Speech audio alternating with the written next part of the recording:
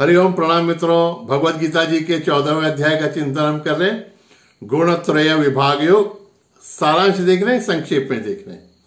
तो कल हमने देखा कि भगवान श्री कृष्ण अर्जुन से कहते हैं कि जो साधक इन 3 गुणों से अतीत हो जाता है वह जन्म जरा मृत्यु से तर जाता है, अमृतत्व को प्राप्त कर लेता है। तो हमारे मन में भी ये उत्कंठा निर्माण होती है कि ये कैसे संभव हो।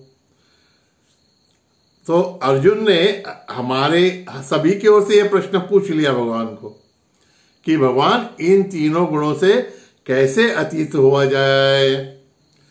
तो सबसे पहले भगवान कहते हैं कि साधक को ये समझ लेना चाहिए कि गुण ही गुणों में वर्तन कर रहे हैं, इसलिए उदासीनवत उनमें ज्यादा इंटरेस्ट न लेते हुए साक्षी भाव से थोड़ा देखते रहना है।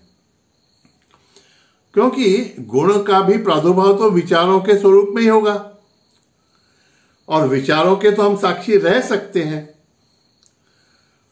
तो ये बात ध्यान में रखनी है।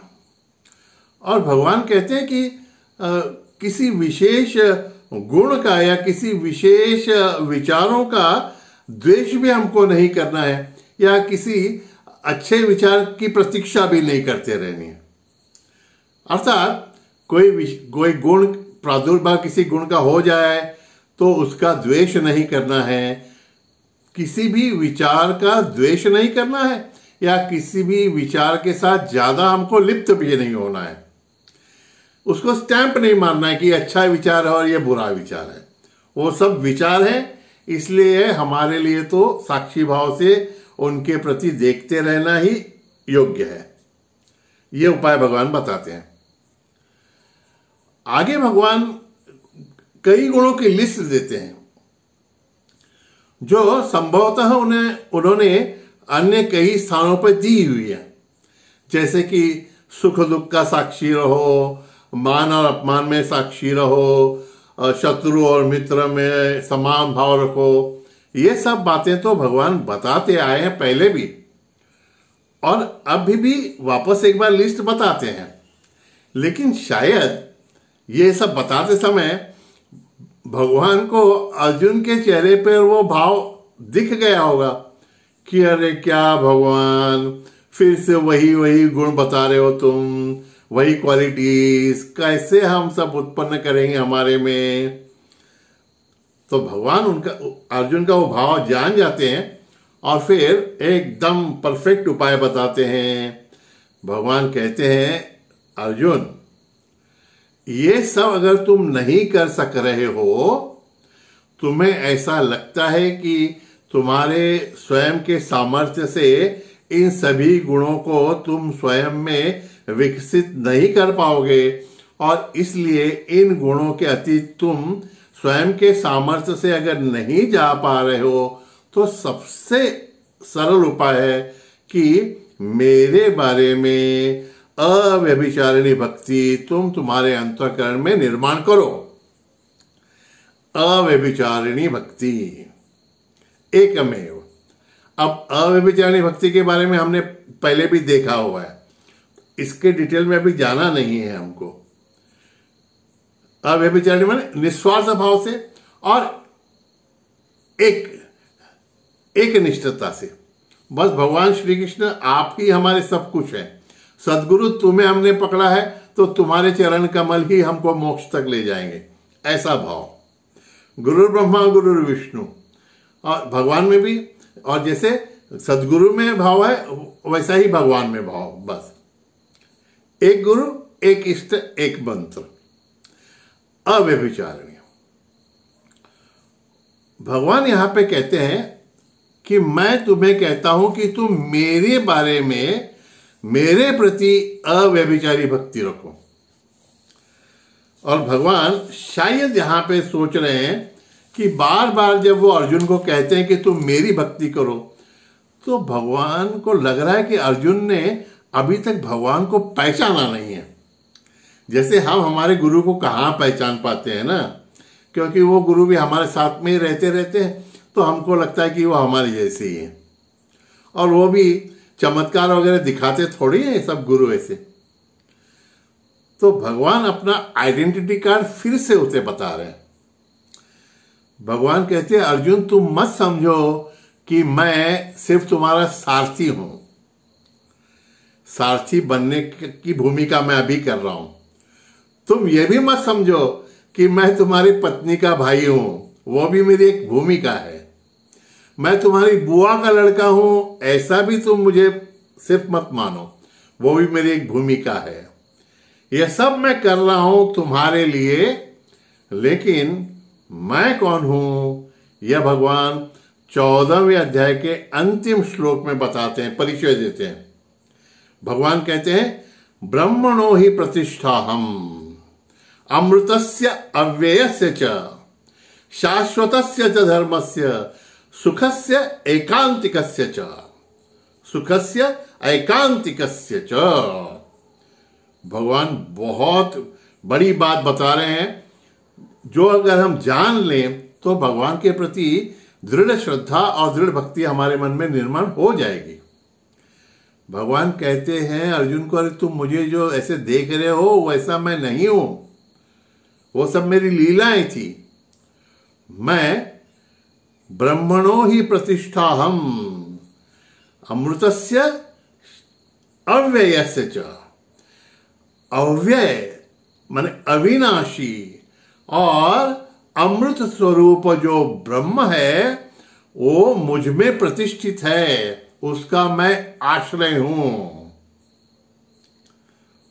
ब्रह्म माने जो सर्वव्यापी है, चैतन्य तत्व है। भगवान श्री कृष्ण कह रहे हैं कि मैं तुम्हारे सामने ये सारथी बन के खड़ा हूं, तुम्हारा मित्र बन के खड़ा हूं, तुमने मुझे गुरु माना है। ये सब तो मेरी क्वालिफिकेशंस और मेरे तुम्हारे साथ के जो संबंध है ये सब गौण है। मैं ब्रह्म हूं, ब्रह्म की प्रतिष्ठा हूं, मैं ब्रह्म का अधिष्ठान मैं हूं। और वो ब्रह्म कैसा है?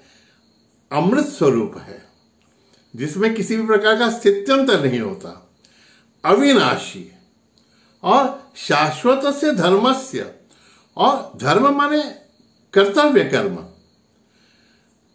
परिस्थिति के अनुसार बदलने वाले कर्तव्य कर्म नहीं, शाश्वत कर्तव्य कर्म मैं हूं।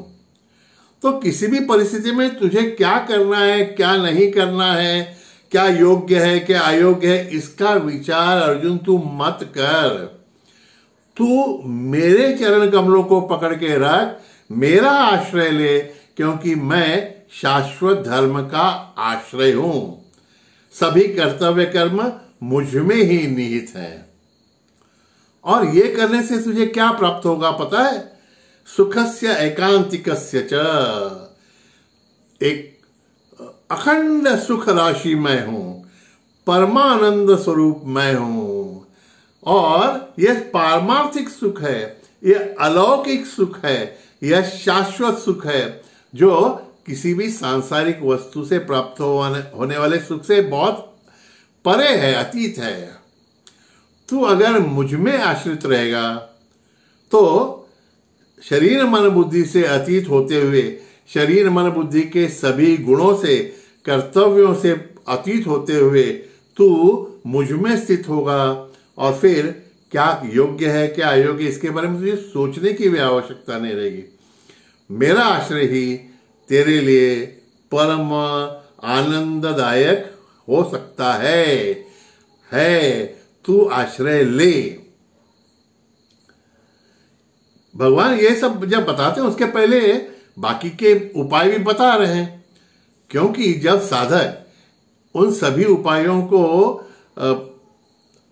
आश्रम में लाने का प्रयत्न करते हुए थक जाता है, और जब उसको ध्यान में आ जाता है कि स्वयं के बूते पर, स्वयं के सामर्थ्य पर वो गुणों के अतीत नहीं जा पाएगा, तब जब वो भगवान को शरण आता है, तब जब स्वयं के सभी उपाय उसके अपूर्ण रह जाते हैं या उसे फलदायी नहीं होने देते, उसके गुण उसको बार बार परास्त करते हैं, तब जब वो हताश हो जाता है और फिर भगवान को शरणागत होता है, तब वह शरणागति पूर्ण रूपेण होती है। इसलिए भगवान अंत में बता रहे हैं, तू प्रयत्न कर ये सब करने का। अगर तू इसमें सफल नहीं हुआ तो मेरे प्रति अव्यभिचारी भक्ति तू कर अर्जुन। देखिए ना कितना अर्जुन कितना सौभाग्यशाली है कि साक्षात भगवान गुरु बन के उसके साथ में खड़े हैं और उससे कह रहे हैं कि मुझे शरण आ। मित्रों, हमारी परिस्थिति भी इससे अलग नहीं है। हम सब इतने भाग्यवान हैं कि हमें सद्गुरु प्राप्त हैं, या सद्गुरु का बोधामृत भी हमको किसी न किसी माध्यम से प्राप्त होता ही रहा है। फिर भी हम अभी तक हमारे सद्गुरु को, या सद्गुरु जिस रूप में हमारे सामने आई हैं, या भगवान जिस रूप में सद्गुरु के रूप में हमारे सामने आए हैं, उस भगवान को या उस सद्गुरु के विग्रह को भी हम शरण नहीं जा पाते। भगवान कहते हैं अत्यंत कारुणिकता से कि साधकों, बच्चों, तुमको और कुछ करने की आवश्यकता नहीं है। तुम सिर्फ मेरे चरण कमलों को पकड़े रहो, मेरा आश्रय लो, क्योंकि ये सभी जो है, ये गुणों की लीला, ये सब मेरे अधिकार में है। ये प्रवृत्ति निवृत्ति सभी मेरी लीला का ही एक खेल है। तुम मुझे पकड़ के रखोगे तो फिर कभी भी खेल में नहीं हारोगे, और फिर इस खेल को खेल की तरह खेलोगे तो आनंद में रहोगे। You will enjoy life. यही तो जीवन जगने की, जीवन को निभाने की एक कला है। भगवद गीता यही कला हमें सिखाती है। भगवान 14वें अध्याय का समापन इस महान उपदेश से करते हैं कि तुम मुझे ही शरण आ जाओ। करेंगे ना कोशिश मित्रों, हम यशस्वी अवश्य होंगे। हरिओम तत्सत। नारायण नारायण नारायण। इसके साथ इस टॉक्स की मालिका के 100 एपिसोड पूरे हो रहे हैं, आगे जैसे मालिक चाहेगा। हरिओम तत्सत। नारायण।